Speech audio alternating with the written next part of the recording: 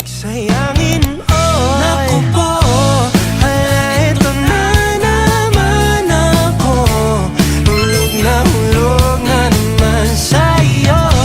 Sana'y di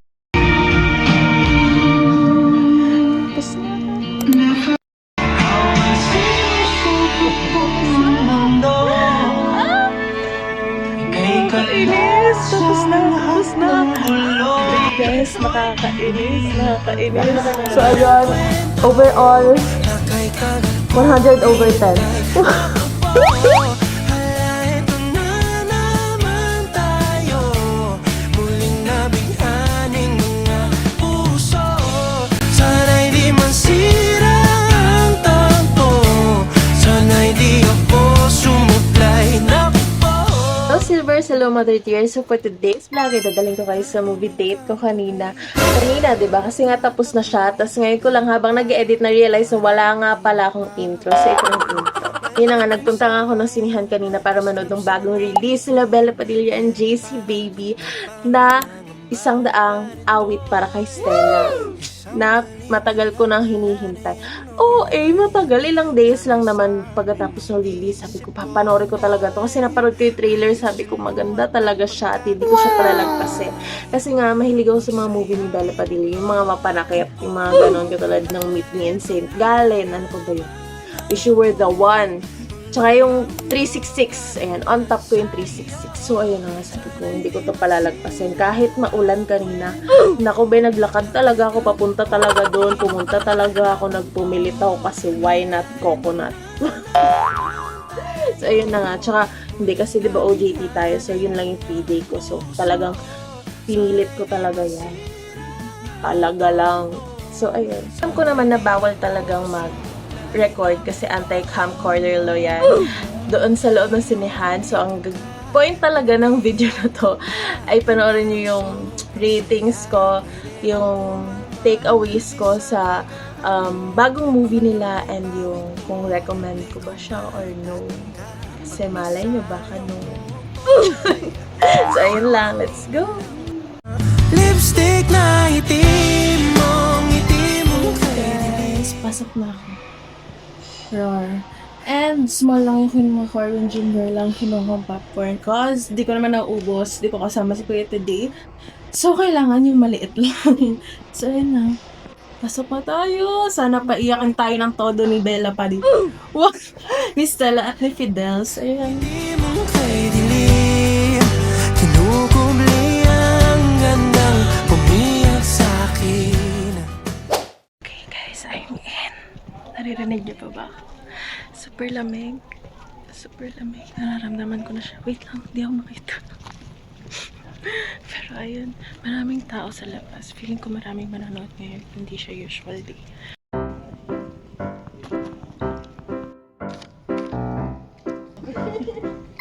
Yan pala.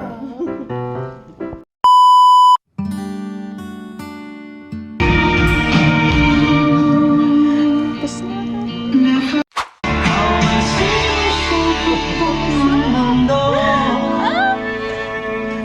Nakakainis! Tapos na! Guys, nakakainis. Ganda. Okay guys, tapos na siya and I can say na sobrang ganda. As in, sobrang ganda talaga. Although, hindi. Ayoko na magsabi ng thought na baka kasi masabi ko pa talaga lahat. Pero maganda talaga siya, B. As in, hindi siya nakaka-cringe, hindi siya like legit talaga siya. Parang ba explain? Pero ako natuwa talaga ako. And, kaya siyang panoorin ng mag-isa. Charing lang. Hindi talagang maganda siya. 10 out of 10. Siguro 11 nga. 11 out of 10. As in, sobrang ganda ng storyline. And, nagustuhan ko kung paano siya itinuloy. Hindi siya pinilit. Talaga, hindi siya pilit. And, saludo sa'yo, Fidel. Saludo sa'yo, Fidel. Kanina talaga, nandito na yung luha ko. Pero di ako natulungan ng luha kasi matibay na ako. Wow! Okay, so ito na yung itsura kapag labas. Kasi sobrang lamig doon sa loob ngayon. Hindi ko rin maintindihan ba ako. mas maraming tao ngayon kaysa yung mga nung nakaraan. Kasi diba, minsan kapag nanonood ako ng movie dito sa cinema, dito sa mall na to, konti lang talaga yung tao. As in, mabibilang mo lang sa kamay mo kapag nagpapareserve ka, makikita mo yung pula, diba, mga naka-reserve, wala masyado. Pero ngayon, sobrang, medyo may karamihan siya. Pero sobrang lamig, as in, mas malamig siya today, hindi ko na yung maintindihan. Pero ayun, di kinaya ng jacket ko kanina. Pero hindi ako lumabas. Hindi ako lumabas para umihi. Kasi gusto kong matapos. Gusto kong siya lahat. Every minute, walang tapon. Walang patay na air. Walang patay na something. Walang takot talaga. So, galing. Palakpakan kay Bella at JC. Congrats. Okay, wait lang. Magugas lang ako. Pero kasi, ayun na nga.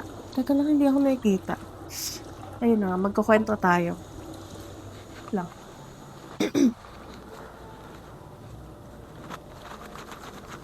So, yun. Actually, in-expect ko, ang mas makaka-relate ako kay Stella.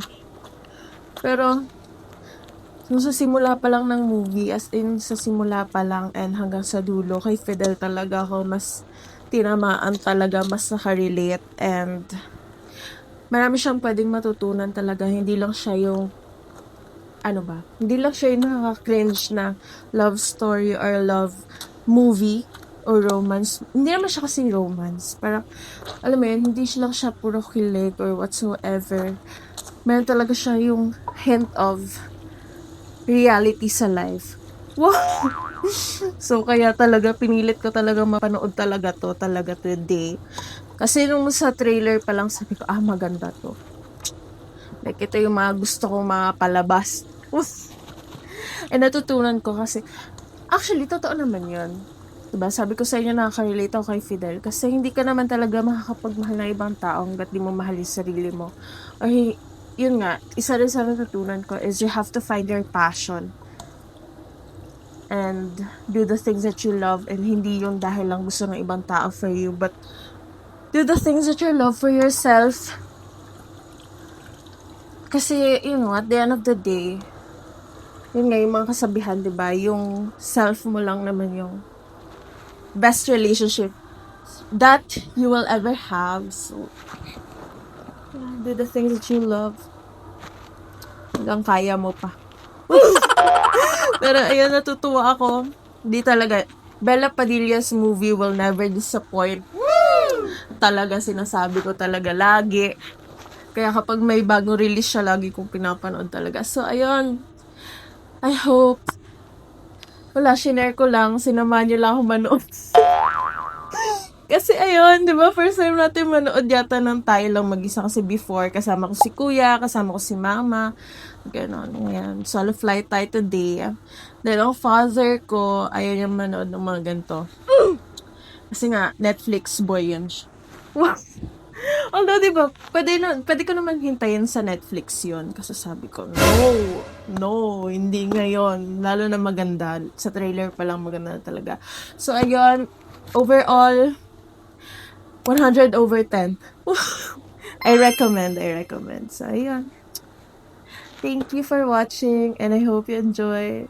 Yun lang. Small video lang to kasi gusto ko lang talaga kayong isama today. So, yun lang. Bye! Okay, so pumunta ako doon, di ba, na umuulan. Umuulan pa rin, walang pinagbago. So, ayan, lakad tayo sa ulan. Pero, ayun nga, not gonna lie, hinintay ko talaga si Bella at si JC. Hindi, kasi ang dami kasi talagang artista doon today, doon sa mall na yun. So, sabi ko, baka pumunta din sila since screening nga ng 100 100 awit. So, ayun, sabi ko, baka pumunta sila. Surprise nila ako kasi nandito ako eh. So, ayun nga.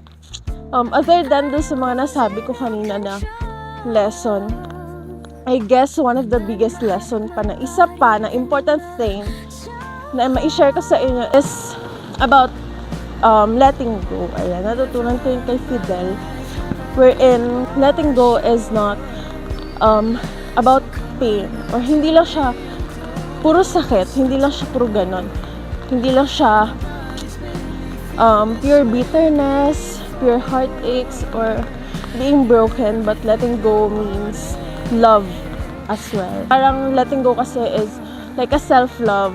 Minsan kasi yun yung way for you to find your own, your strength, your self, which is an important thing. Ayun, ang ganda, di ba? Lahat yun from Fidel. Wow! So, ayun lang. Ayoko na talaga. And ayun, di ba nga, sabi ko kanina, pumunta ako ng umuulan, umuwi ako ng umuulan, kasi connected pala yun sa pinanood ko. So, ayun, ayoko kayo i-spoil, pero yun yung isa sa pinaka-favorite part ko, scene ko from Bella. Yung last. About sa ulan. Kasi parang pati ako nabunutan ako ng tinek for her. Like, totoo talaga na.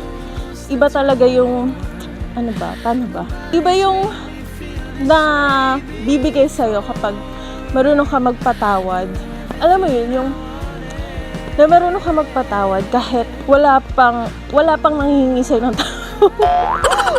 yung ganon, yung parang kahit hindi ibigay sa'yo yung words na gusto mong marinig or yung sorry na gusto mong matanggap, na kaya mo pa rin magpatawad. Kasi, ewan ko, parang iba yung nabibigay sa'yo na gaan ng loob kapag natutunan mong patawarin yung iba at lalong-lalo na yung sarili mo. Wow! So, ayun lang, hindi ko nagagawin or i-recreate yung scene ni Bella sa ulan. Kasi ayoko magkasakit. So, ayun, yun na talaga, ito na talaga. Thank you for watching and hope to see you in my next vlog. Na di lang isang daan, di lang isang paraan. Salamat sa'yo, natagpuan ko ang sarili